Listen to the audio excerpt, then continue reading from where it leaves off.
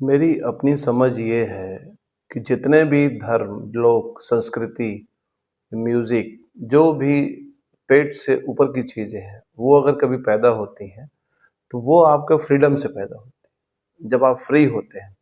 आजकल एक बहुत शानदार शब्द चला हुआ है फाइनेंशियल फ्रीडम। तो फाइनेंशियल फ्रीडम का क्या मतलब है?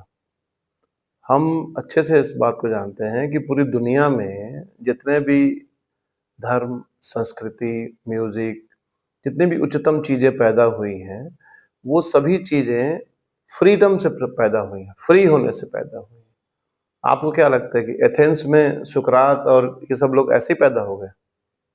वो वहाँ पैदा इसलिए हो पाए कि वहाँ अभिजात्य वर्ग कहते थे उसको, अभिजात्य वर्ग वहाँ पैदा हो पाया क्योंकि सारा काम वहाँ गुलाम करते थे। कुछ लोग वहाँ जो है काम करते थे, गुलामी करते थे। लेकिन कुछ लोग वहाँ अभिजात्य वर्ग थे, जो यही सब के लिए खाली बैठे रहते थे, कोई काम नहीं था उनके पास। और मज़ेदार बात ये है कि जहाँ भी, हमारे यहाँ भी, चाहे राम, चाहे कृष्ण, चाहे जितने भी आप देखेंगे, चाहे महावीर, सब अभिजात्य वर्ग के लोग थे। सभी लोग फाइनेंशियल फ्रीडम से थे, तभी वो चीज़ वो सोच पाए, तभी वो अध्यात्म को सोच पाए। तो हम अगर सोचते हैं कि बिना फाइनेंशियल फ्रीडम के हम अगर अध्यात्म में प्रवेश कर पाएंगे, तो असंभव है। आप भूल जाइए, कभी नहीं हो पाएगा। और फाइनेंशियल फ्रीडम का भी वो अर्थ नहीं है जिन अर्थों में आप समझ रहे हैं, वो बिल्कुल अर्थ नहीं है। फाइनेंशियल फ्रीडम का ये बिल्कुल अर्थ नहीं है कि आपको काम नहीं करना है, काम आपको करते रहना पड़ेगा। हाँ, आपको समझना ये है कि मुझे अपने टेस्ट का काम ढूंढना है। आप समझ रहे हैं? कोई यदि पेंटर है, अब उसको बैठा दोगे बैंक में तो वो क्लर्की करेगा।